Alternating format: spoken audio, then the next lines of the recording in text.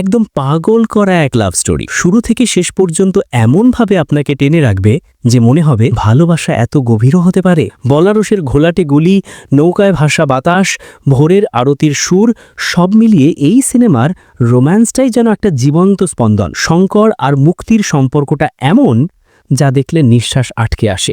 Movie তেরে ইশক মে গল্পে শুরু শঙ্করের আগুনের ভেতরে লুকানো নরম আলো। গল্পটি শুরু হয় শঙ্করকে দিয়ে। সে আচরণে রাগী, স্বভাবেও ঝটপট সিদ্ধান্ত নেয়, কিন্তু তার ভেতরে রয়েছে ভয়ঙ্কর নরমতা।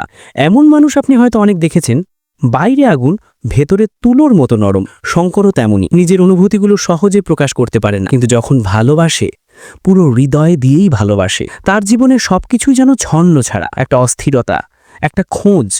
আর সেই খোঁজের শেষ হয় মুক্তিকে দেখে। মুক্তি স্বাধীনতা আর ভালোবাসার সন্ধান।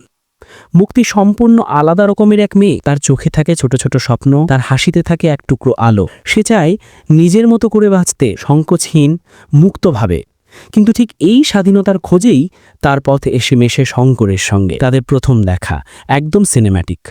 মনে হয় নিয়তি যেন আগে থেকেই সব লিখে রেখেছিল। শঙ্করের আগুন আর মুক্তির আলো, দুজনের স্বভাব একেবারে ভিন্ন, কিন্তু বিচিত্রভাবে তারা একে অন্যকে সম্পূর্ণ করে। প্রেমের গভীরতা, সম্পর্ক যেদিন শ্বাস হয়ে ওঠে। শঙ্কর আর মুক্তির প্রেম প্রথম দেখায় মিষ্টি মনে হলেও একটু পরে বুঝবেন এই গল্পে ঝড় আছে, দহন আছে, অতল গভীরতা আছে, আর আছে এমন একটা বন্ধন যেটা ভেঙে ফেললেও আবার নিজের মতো করে জোড়া লাগে।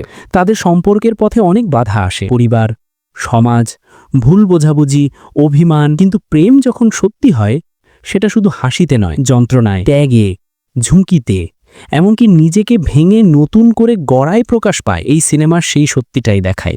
শঙ্কর মুক্তির রসায়ন, চোখ সরানোই অসম্ভব। দুজন স্ক্রিনে একসঙ্গে এলে এমন এক অদ্ভুত এনার্জি তৈরি হয় যা থামিয়ে দিয়ে তাকিয়ে থাকতে বাধ্য করে। তাদের প্রতিটা কথার ভেতরে থাকে গোপন ব্যথা, প্রতিটা নীরবতার নিচে থাকে আগুন, আর প্রতিটা স্পর্শে থাকে হাজার কথা।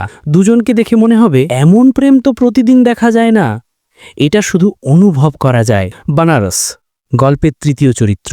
এই সিনেমার গল্পে বানারস শুধু লোকেশন না, একটা আলাদা চরিত্র। গলিগুপচির ভিড়, নদীর ধারে ভেসে আসা ঠান্ডা বাতাস, মন্দিরের ঘণ্টার ধ্বনি, গঙ্গার শান্ত ঢেউ, সব মিলিয়ে একটা অতল আবহ তৈরি করে। প্রেম, যন্ত্রণা, মুক্তি, সবকিছুর রঙই এখানে আরও বেশি গভীর হয়ে ওঠে। বানারস যেন বলছে এখানে ভালোবাসা যেমন পবিত্র তেমনই ভয়ঙ্কর। সম্পর্কের টানাপোড়েন, ভালোবাসা কখনো যুদ্ধ।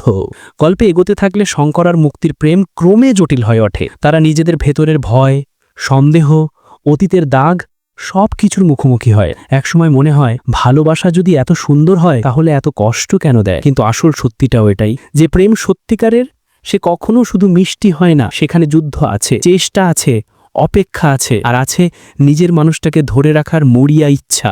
এই মুভি সেই যুদ্ধটারই ছবি তুলে ধরে।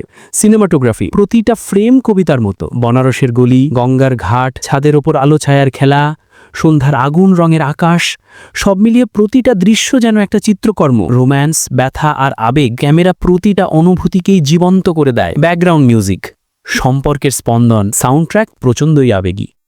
প্রতিটা সিনে মিউজিক এমনভাবে ঢুকে যায় যে আপনার নিজের হৃদয়েরও ছন্দ বদলে যায়। বিশেষ করে প্রেমের দৃশ্য আর ব্রেকডাউন সিনগুলো, মিউজিক ছাড়া এগুলো কল্পনাও করা যায় না। সবচেয়ে জমাট দিক শঙ্কর মুক্তির ভয়ঙ্কর রসায়ন, বনারসের ব্যাকড্রপ, আবেগী প্রেম, মানসিক দ্বন্দ্ব, সম্পর্কের বাস্তব রূপ, দারুণ সিনেমাটোগ্রাফি, গভীর অনুভূতি ভরা গল্প বলা। এই মুভি প্রেমকে শুধু সুন্দর করে দেখায় না, প্রেমের ভেতরে দুঃখ, ভাঙন, ত্যাগ আর পুনর্জন্মের সত্যিটাও দেখায়। যারা dark romance, emotion driven love story আর আত্মাকে নাড়া দেওয়া সম্পর্কের গল্প দেখতে পছন্দ করেন, তেরে ইশক মে একদম পারফেক্ট। এই মুভি আপনাকে ভাবাবে, কাঁদাবে, ইভেন শেষ পর্যন্ত আপনার বুকের ভেতরে একটা ভারী ধুকফুকানি গড়ে রাখবে। এমন দুর্দান্ত সব মুভির রিভিউ, আপডেট আর ব্যাখ্যা পেতে সাবস্ক্রাইব করুন আমাদের YouTube channel the world of movies.